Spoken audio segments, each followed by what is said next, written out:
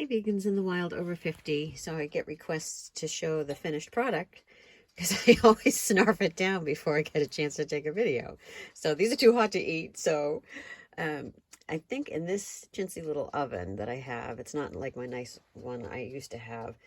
I'm going to have to turn the pan around halfway through because they got nice and brown on this side, but that side will be the side that I reheat later and snarf down so they don't get burnt.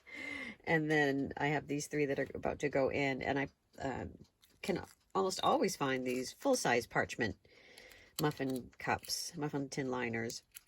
So I just put them inside the sturdy silicone ones to keep their shape. And now I'll put them in there. And even if they come out flat, they'll still be good. It will just be blueberry bread instead of blueberry muffins.